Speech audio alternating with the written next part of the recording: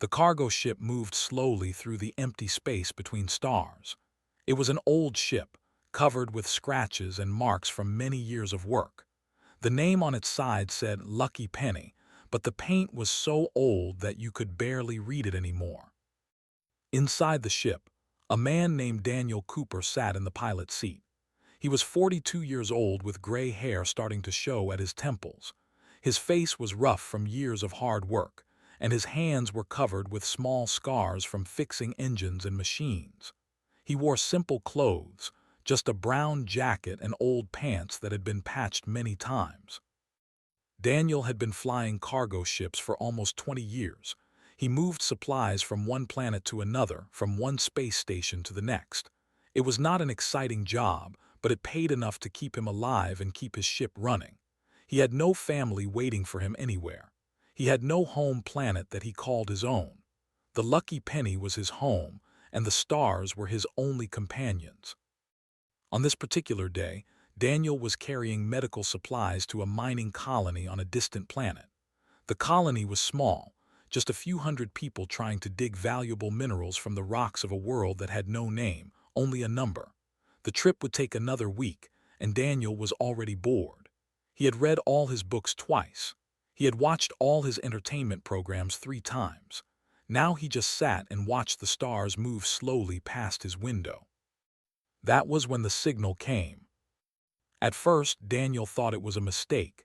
His computer was old, and sometimes it picked up strange signals that meant nothing.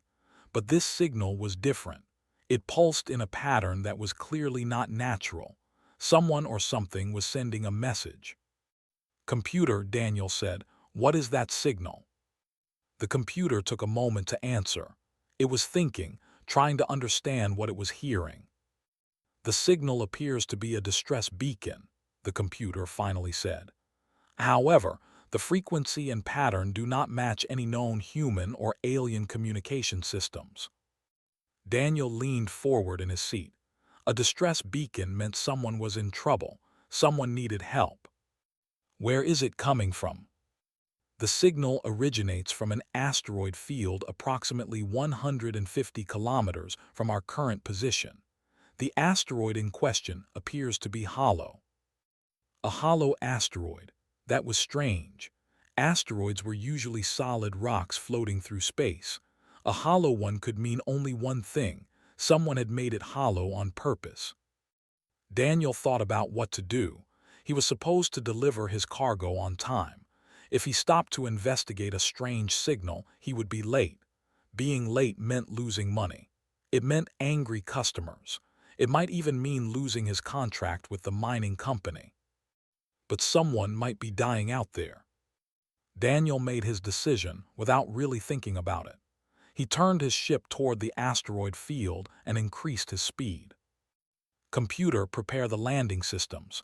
We are going to investigate." The asteroid field was like a maze of floating rocks. Some were tiny, no bigger than a person. Others were enormous, larger than cities. Daniel guided his ship carefully between them, following the signal toward its source. The asteroid he was looking for was medium-sized, about 2 kilometers across. From the outside, it looked like any other space rock, gray and covered with craters from millions of years of impacts. But as Daniel brought his ship closer, he could see something that did not belong. There was an opening in the side of the asteroid, a dark hole that led deep inside.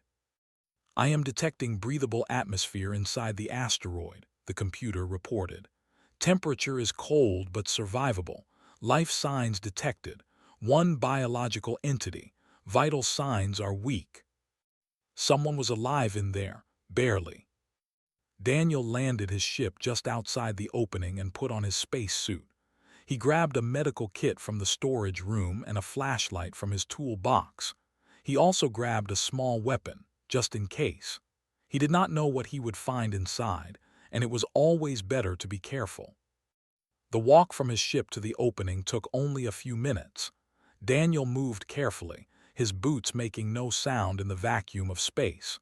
When he reached the opening, he turned on his flashlight and looked inside. What he saw made him stop breathing for a moment. The interior of the asteroid had been carved out and transformed into something beautiful. The walls were smooth and covered with patterns that seemed to glow with a faint purple light. The floor was made of some kind of metal that reflected his flashlight beam like a mirror. And everywhere he looked, there were machines and devices that he did not recognize. This was not human technology. This was something else entirely. Daniel moved deeper into the asteroid, following the signal that still pulsed from somewhere ahead. The corridor he was walking through was tall and wide, built for beings larger than humans. The strange glowing patterns on the walls seemed to shift and change as he passed, almost like they were watching him. After walking for several minutes, Daniel came to a large circular room. In the center of the room was a pod, like a large glass coffin filled with some kind of liquid. And inside the pod was a creature unlike anything Daniel had ever seen. She was humanoid, that much was clear. She had a head, a body, arms, and legs, but everything else about her was alien. Her skin was a silver-blue color that seemed to shimmer in the light. She had 4 arms instead of 2, all folded across her chest. Her head was longer than a human head, and from the top of it grew a crest of what looked like crystal feathers. They were beautiful, but many of them were broken or cracked. The pod she was in was dying. Lights flickered on its surface, and the liquid inside was slowly draining away. Whatever power source had kept her alive was failing. Daniel did not hesitate. He ran to the pod and started looking for a way to open it. The controls were in a language he could not read, covered with symbols that meant nothing to him. But there had to be an emergency release somewhere. Every escape pod, every stasis unit, every life support system had an emergency release. He found it on the side of the pod, a large red handle that looked out of place among all the alien technology. Daniel grabbed it and pulled with all his strength. The pod hissed and opened. The strange liquid poured out onto the floor, and the alien woman fell forward into Daniel's arms. She was lighter than he expected. Her body felt fragile, like it was made of bird bones. He could feel her breathing, but each breath was weak and shallow. She was dying. Daniel carried her back to his ship as quickly as he could. He laid her on the medical bed in his small infirmary and connected her to his life support machines. The machines beeped and flashed warnings, telling him that they did not understand her biology. But they did what they could, pumping oxygen into her lungs and keeping her heart beating. For 3 days, Daniel watched over her. He gave her water when she could swallow. He kept her warm with blankets. He talked to her, even though she could not hear him, telling her stories about his travels and his life. He was not sure why he did this. Maybe he just did not want her to die alone. On the 4th day, she opened her eyes. They were gold, bright and beautiful like 2 small suns. They focused on Daniel's face with an intensity that made him feel like she was looking into his soul. "You," she said. Her voice was strange, like many voices speaking at once in perfect harmony. "You saved me." "You were dying," Daniel replied. He tried to sound casual, but his voice shook a little. "I could not just leave you there." The alien woman tried to sit up, but she was too weak. Daniel gently pushed her back down onto the bed. "Rest," he said. "You are still recovering." She looked at him for a long moment, studying his face, his clothes, his ship. Her golden eyes seemed to see everything. "I am," she said finally. "I am the High Matriarch of the people. I am the last surviving member of the 3rd dynasty." She paused, and something like sadness passed across her face. "Or I was, before my people fell." Daniel did not know what to say. He had never heard of he had never seen a species like her. But he could hear the pain in her voice, the weight of loss that pressed down on her like a heavy stone. "I am Daniel Cooper," he said. "I am just a cargo hauler. I was passing through this area and I picked up your distress signal." "Just a cargo hauler," repeated, and there was something like wonder in her voice. "You came alone. You had no weapons, no army, no protection." "It is just me and my ship."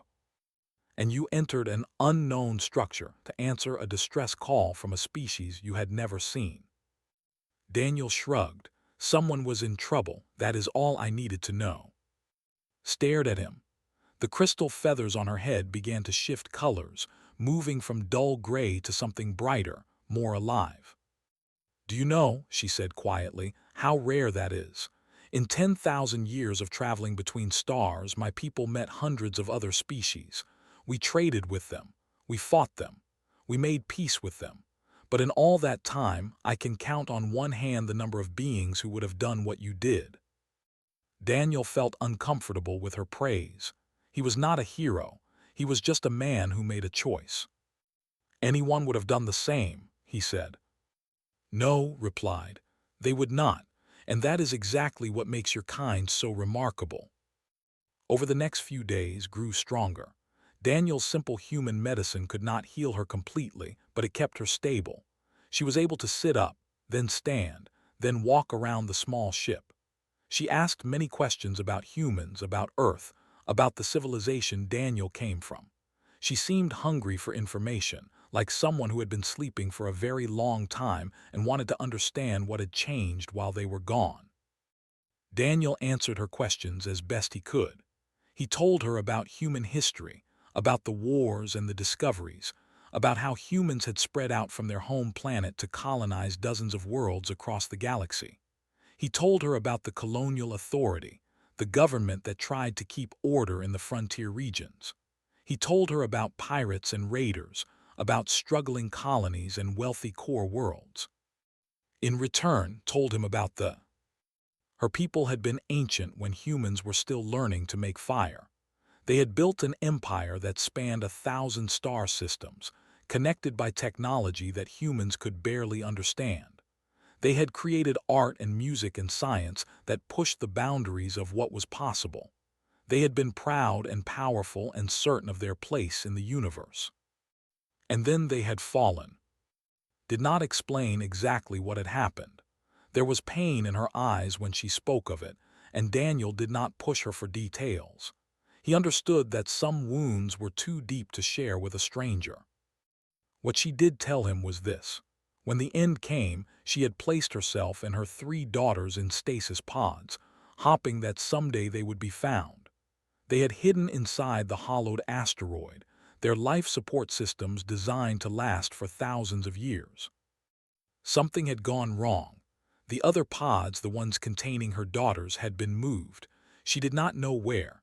She had been left alone, and her own pod had started to fail. If you had not come, she said, I would have died. The last of them would have vanished from the universe forever. Daniel did not know what to say to that. The weight of what he had accidentally done pressed down on him. He had saved not just a life, but an entire legacy. I need to find my daughters, said. They are somewhere in this galaxy, sleeping in their pods, waiting for someone to wake them. Will you help me? Daniel thought about his cargo run, about the mining colony waiting for their medical supplies. He thought about the money he would lose and the reputation he would damage. Then he looked at this ancient being who had lost everything and everyone she had ever known. Yes, he said, I will help you. The first step was to get to a proper medical facility. Daniel's ship had basic equipment, but she needed real care from real doctors. The nearest station with those capabilities was 3 days away, a place called Gateway Station that served as a hub for travelers in this region of space. Daniel sent a message ahead, explaining that he had found a survivor of an unknown species and needed assistance. The response came back quickly, filled with excitement and questions. Scientists and diplomats began preparing for their arrival before Daniel's ship even changed course. The journey to Gateway Station was quiet, spent most of her time resting, recovering her strength. But sometimes she would come to the cockpit and sit beside Daniel, watching the stars pass by through the window. Your people are young, she said one day, so young that you have barely begun to explore what is possible. We have been in space for about 300 years, Daniel replied. We have colonies on over 50 worlds. That had been in space for 10,000 years before we reached that number. His voice was not boastful, just stating a fact. And yet, in some ways, you have already surpassed us. Daniel turned to look at her. What do you mean? When my people encountered other species, we evaluated them based on their technology, their military strength, their resources. We asked what they could offer us and what threat they might pose. We never thought to simply help them. She gestured toward the window, toward the endless darkness between the stars. The galaxy is vast and cold and dangerous. Most species who reach the stars do so because they learn to fight, to compete, to dominate. That is how evolution works. The strong survive and the weak perish. My people understood this. We built our empire on this truth. Her golden eyes turned to Daniel. But you humans are different. You help strangers. You answer distress calls from unknown ships. You risk your own lives for beings you have never met. She shook her head slowly. This is not logical. This is not efficient. And yet, it may be the most important quality any species can possess. Daniel did not know how to respond. He had never thought of helping others as anything special. It was just what you did. When someone was in trouble, you helped them if you could. I am not a philosopher, he finally said. I am just a man who flies a cargo ship. Yes, replied. And that is exactly why you are special.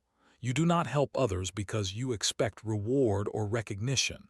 You help because you cannot imagine doing anything else. Gateway Station was a massive structure that floated at the intersection of several major travel routes. Thousands of ships passed through it every day, carrying goods and passengers to destinations across the settled regions of space. The station itself was like a small city, with markets and hospitals and government offices all crammed together inside its metal walls. When Daniel's ship docked, they were met by a crowd of people, scientists in white coats, diplomats in fancy suits, security officers in armor, news reporters with cameras. Everyone wanted to see the alien, to ask questions, to be part of this historic moment. Daniel stayed close to as they walked through the station. She moved with dignity despite her weakness, her 4 arms held at her sides, her crystal crest catching the artificial light. The crowd parted before her like water around a stone. The medical team took her to a private room and began their examination. They were amazed by her biology, by the complexity of her systems and the elegance of her design. They said she was recovering well and would be fully healthy within a few weeks. While rested, Daniel dealt with the paperwork. There were forms to fill out, questions to answer, reports to file. The colonial authority wanted to know everything about how he had found her and where and why. They asked the same questions over and over, as if hoping he would give different answers. Daniel told them the truth. He was just passing through. He heard a distress signal. He investigated and found a dying alien. He saved her life. They did not seem satisfied with this explanation. They wanted there to be more to the story, some hidden motive or secret agenda. The idea that someone would risk their life and their livelihood just to help a stranger was hard for them to accept. But that was the truth, and Daniel had nothing else to give them. A week passed, grew stronger every day. She began meeting with scientists and historians, sharing information about her people and their culture. The news of her existence spread across human space, and suddenly they were all anyone could talk about. An ancient civilization, thought to be a legend, had been proven real. Daniel stayed at the station during this time. He had missed his delivery deadline and the mining company had canceled his contract. His reputation was damaged, and finding new work would be difficult. But he did not regret his choice. One evening, asked to speak with him privately. They met in a small garden area on the station, a place filled with plants from Earth that grew under artificial sunlight. She stood among the flowers and looked at Daniel with her golden eyes. "I have been contacted by my people," she said. Daniel blinked. "I thought you said your people were gone." "I thought they were, but it seems that some survived. Small groups scattered across the galaxy, hiding and waiting just as I was. When news of my rescue spread, they began to reach out. They have been gathering information, searching for the lost stasis pods. She paused, and something like hope entered her voice. They have found my daughters. Daniel felt a wave of relief that surprised him. He had barely known for a few weeks, but he had come to care about her fate. That is wonderful news. Where are they? Scattered across 3 different systems. The pods were moved long ago, traded between collectors and museums as curiosities. No one knew what they contained. Crest flickered with anger at this thought, but she controlled herself. The survivors have been negotiating for their return. Within a month, my daughters will be awakened. I'm happy for you, Daniel said, and he meant it. Stepped closer to him. She was tall, much taller than him, and she had to look down to meet his eyes. There is something I must tell you, Daniel Cooper. Something you must understand before we speak of debts and obligations. Debts, Daniel repeated, confused. Among my people, when someone saves your life, you are bound to them, not as a slave but as a servant by choice. It is a sacred bond, one that cannot be broken except by death or the release of the debt holder. Daniel shook his head. I did not save you because I wanted anything in return. I do not want you to feel obligated to me. I know, said gently, and that is precisely why the debt is so great. You helped me without expecting reward. You risked everything for a stranger. In culture, this is the most noble act possible. She reached out with one of her hands and placed it on Daniel's shoulder. Her touch was warm, warmer than he expected. When my daughters awaken, I will present them to you. They are the greatest warriors the ever produced. Each of them has skills that your people cannot match, and until my debt to you is repaid, they will serve you as their commander. Daniel stared at her. I'm a cargo hauler. What would I do with warriors? That is for you to decide, but I will tell you this. The galaxy is not safe. There are powers moving in the darkness, forces that would destroy your people if they could. You will need protection, Daniel Cooper, and my daughters will provide it. Daniel wanted to argue, to tell her that he did not need or want warriors following him around, but something in her voice stopped him. She was not asking for his permission. She was telling him how things would be. What if I refuse? He asked quietly. His golden eyes softened. Then I will spend the rest of my life trying to find another way to repay what I owe you, and I will likely die before I succeed. Is that what you want? Daniel sighed. He was a simple man who had lived a simple life. He had never asked for adventure or importance or ancient alien warriors. All he had ever wanted was to fly his ship and mind his own business. But the universe, it seemed, had other plans for him. Fine, he said, I accept. Smiled. It was a strange expression on her alien face, but somehow Daniel knew what it meant. Thank you, Daniel Cooper. You will not regret this. The next month was a blur of activity. Left Gateway Station to oversee the recovery and awakening of her daughters. Daniel stayed behind, trying to find new work and repair his damaged reputation. It was not easy. Word had spread that he was involved with the alien situation, and many potential customers were nervous about hearing him. But some people saw opportunity where others saw risk. A few shipping companies offered him contracts, hoping that his connection to the famous would bring them attention. Daniel accepted the work, happy to have something to do besides wait. He thought about often during those weeks. He wondered what her daughters would be like, whether they would be as wise and kind as their mother or something else entirely. He wondered what it would mean to have warriors serving him, following his orders, looking to him for guidance. The thought made him uncomfortable. Daniel had never been a leader. He had never wanted to be responsible for anyone but himself. But it seemed that fate had thrust this responsibility upon him, and he would have to find a way to carry it. One evening, as Daniel was preparing for a cargo run to a nearby colony, his communication system lit up with an incoming message. It was from Daniel Cooper, her voice said. I am on Earth. My daughters have been awakened and they wish to meet the man who saved their mother. Will you come? Earth. Daniel had not been back to humanity's home planet in 15 years. He had left as a young man with no money and no prospects, seeking a better life among the stars. The thought of returning filled him with a complicated mix of emotions. But was waiting, and her daughters wanted to meet him. He could not refuse. I am on my way, he replied. The journey to Earth took 2 weeks. Daniel used the time to prepare himself mentally for what was coming. He read everything he could find about culture, which was not much since most of the information was new and still being analyzed. He practiced what he would say when he met the daughters, although he knew that whatever he planned would probably be useless once the actual moment arrived. As his ship approached Earth, Daniel felt a strange sensation in his chest. The planet hung in space like a blue and green jewel, beautiful beyond words. He had forgotten how beautiful it was. In all his years of traveling between worlds, he had never seen anything quite like humanity's birthplace. The embassy was located in what had once been a desert in a region called Nevada.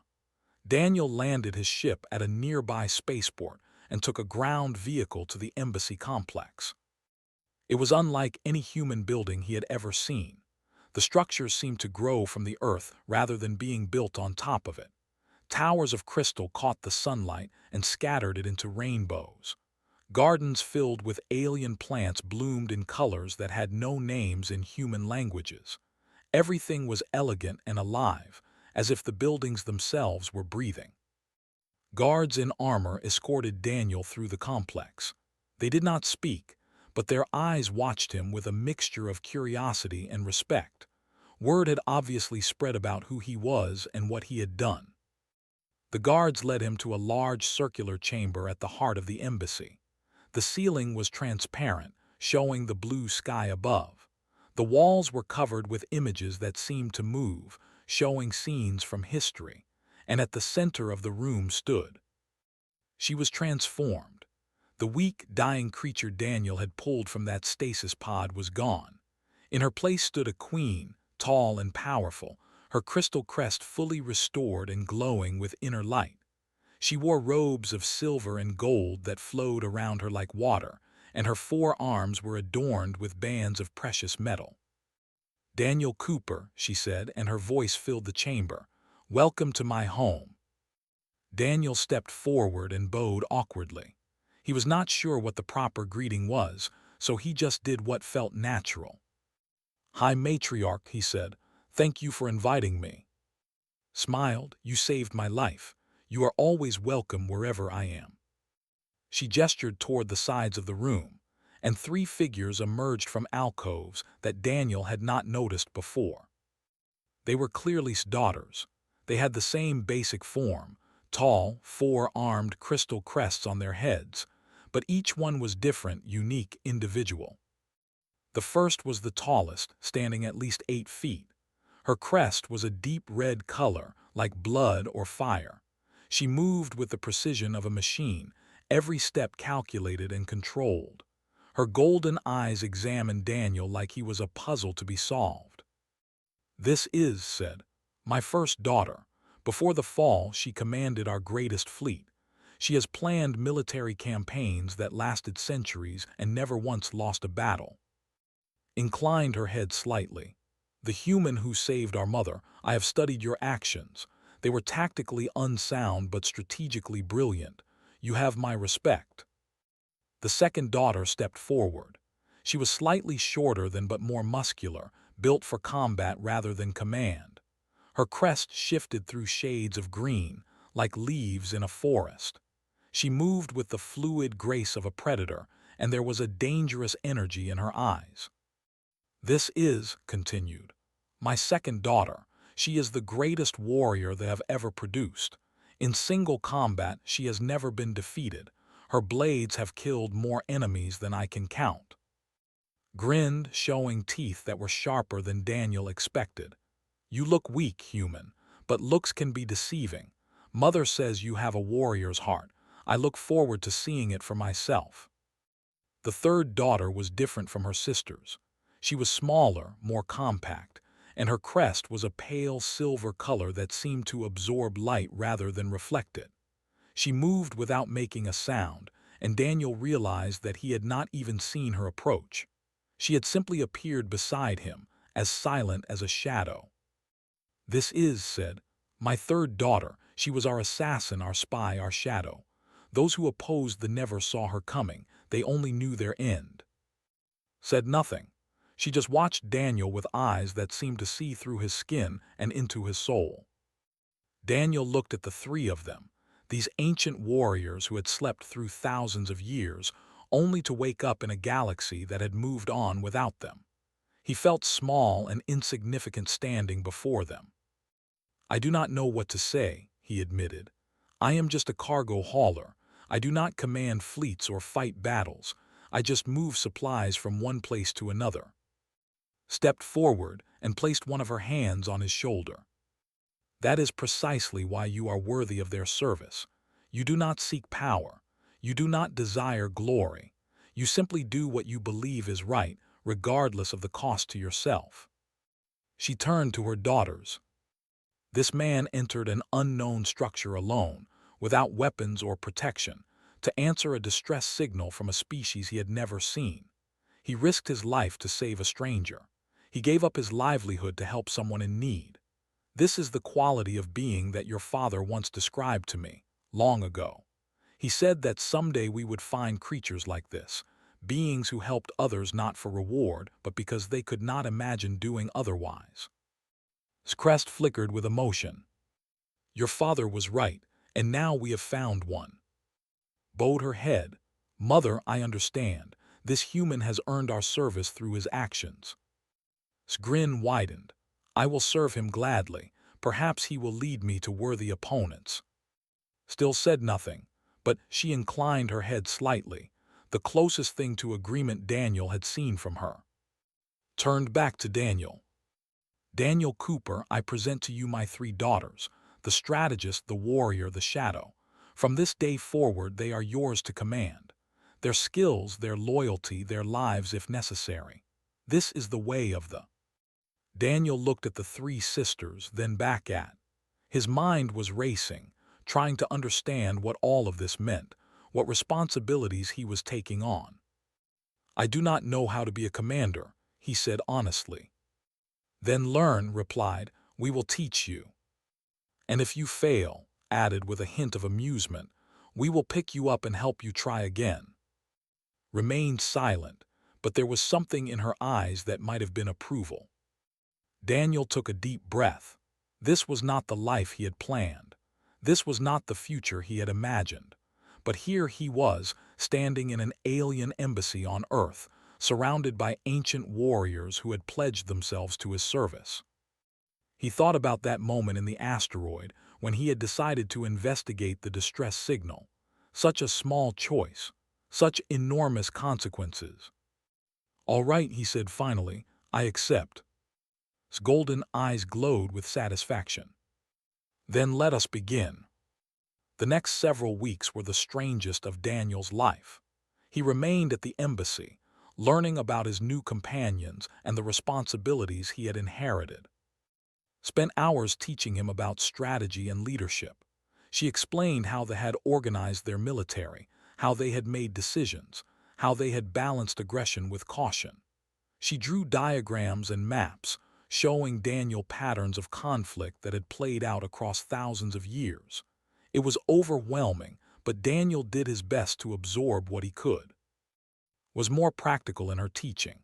She took Daniel to the embassy's training grounds and put a weapon in his hands. She showed him how to hold it, how to move with it, how to use it to defend himself. Daniel was a terrible student at first, slow and clumsy compared to her fluid grace, but was surprisingly patient, correcting his mistakes without judgment and praising his small improvements. Was the most difficult to understand. She rarely spoke, and when she did, her words were short and cryptic.